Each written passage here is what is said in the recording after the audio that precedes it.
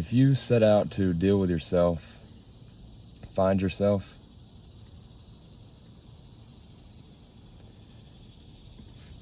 engage in this war, like this, it's like an internal war that goes on if you go to find yourself. One of the biggest battles that you're going to fight, and the first battle, is going to be the battle of other people.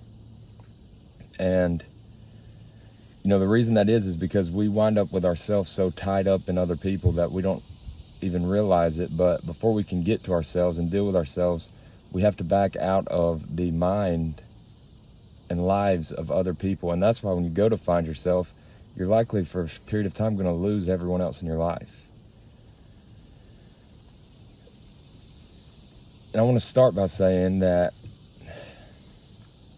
all of this, while it might sound like I'm saying other people are to blame for these things, or that you're to blame for these things, this is all done and happens subconsciously. And it's the way that it works is not a conscious choice that other people are making, trying to hem you up inside of this understanding and never let you go and just have you there suffering so they can understand or who they think you are.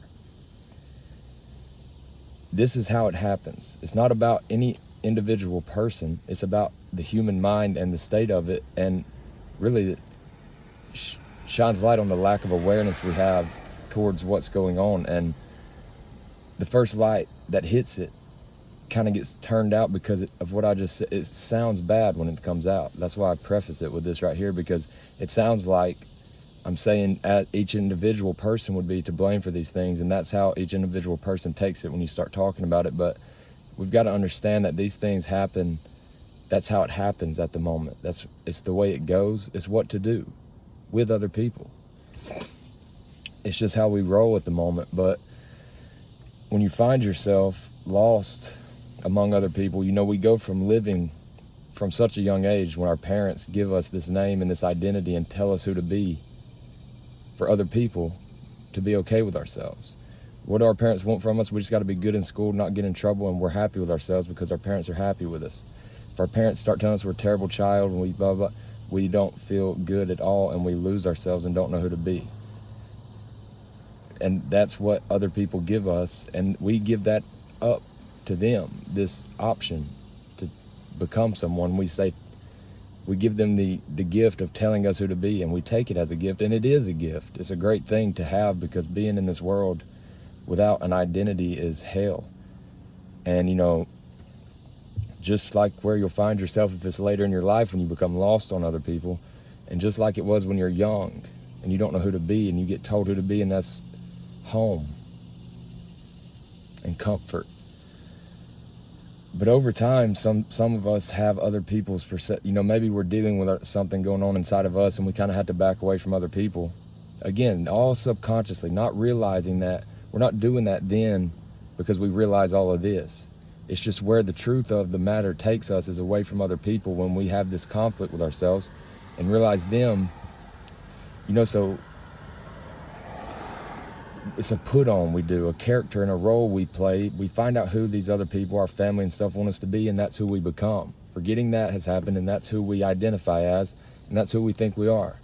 And so long as we keep that in line with other people's perception of us, we're happy. We know ourselves. We have an idea of who we are. The second that you start backing away from other people and their perception of you starts to run out of line with the truth of how you see yourself, you've got a giant problem. And one that will turn out to be the solution, but you have a choice to make at the moment. Other people begin to think you're someone doing things that you're not doing, carrying intentions that you don't have, which happens because they lose you. Maybe you get some distance apart in your life, or whatever happens. Maybe you move on to a new phase, go to college, or get this girlfriend that you're really drawn into and falling in love with, and kind of isolate. Now they no longer understand you like they did.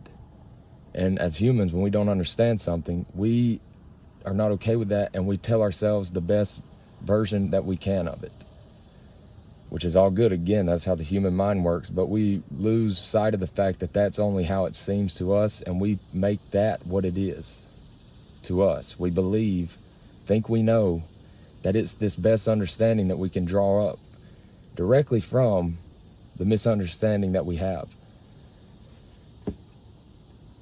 Aside from the truth of the matter, which is who you actually are, and in the first place, there's who you are, then you got what other people think of you, then you got what you think about who they think you are. So you're already steps removed from the truth of who you are, which is where you'll be residing back to in this period of solidity, of isolation.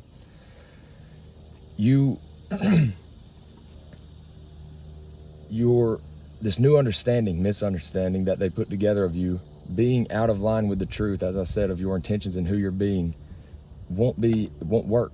Your relationship will be at a complete standstill until one of two things happens over time.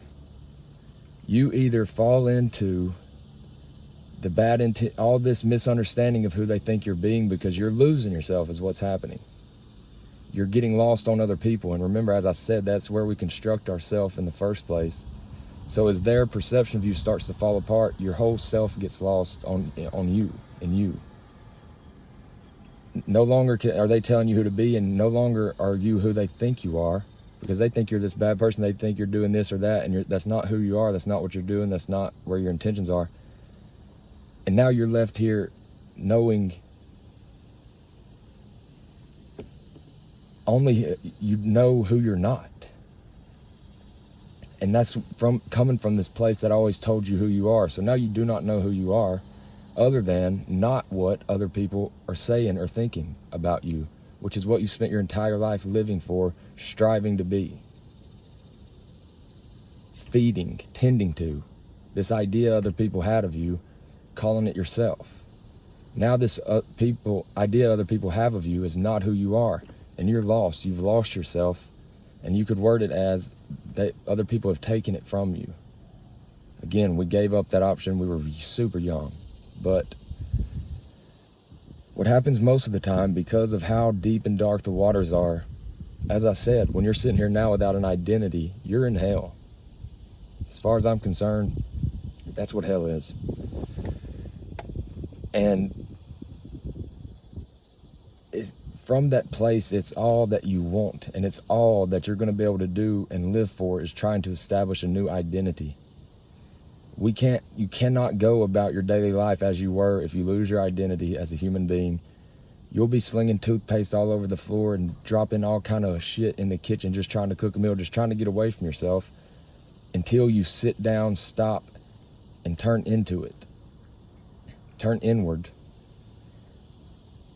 And start trying to establish, in the face of all of these misperceptions of who you're being and what you're doing, after an extended effort to fix that perception one more time, you're trying to tell them, no, I'm being this, that's not right, and you lose it. Your worlds disconnect, and there's this distance now created that is the acceptance of the fact that they're never going to go back together like they were.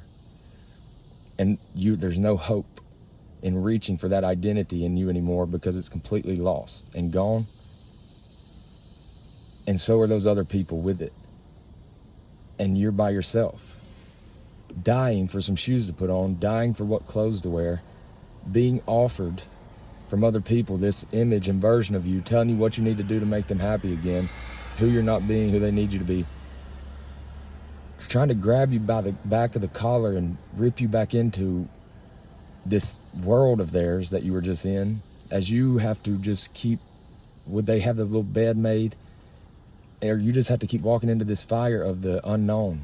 And I mean, think about it. They're going to be, and you'll see as expressed, so uneasy with the fact that they don't understand who you are anymore, that they are losing their mind calling you all these other things that you know you're not. Imagine the weight on you. You don't know who you are anymore. And they're going to be completely incapable of empathizing with that in you. And the relationship you had with those other people as you knew it, you have got to let go of.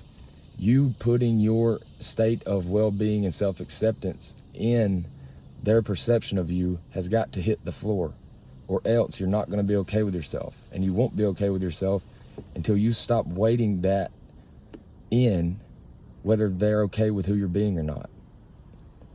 And that's a great thing, though, this first walk away from that, because from this place of not knowing where to go, who you are, it gives you direction.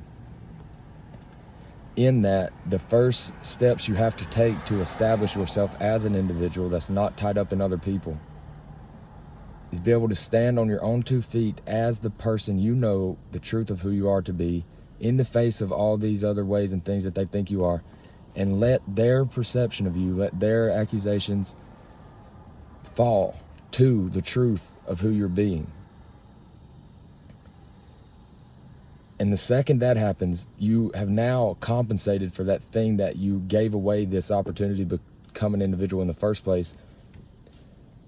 You've dealt with. There's a certain amount of introspection and consciousness required to become someone who is their own individual. You're still not going to know who you are, and who yourself isn't exactly who you are at this place, but certainly more than ever, because you're going to know exactly who you're not. And who you're not is this worst version of you that other people think you're being.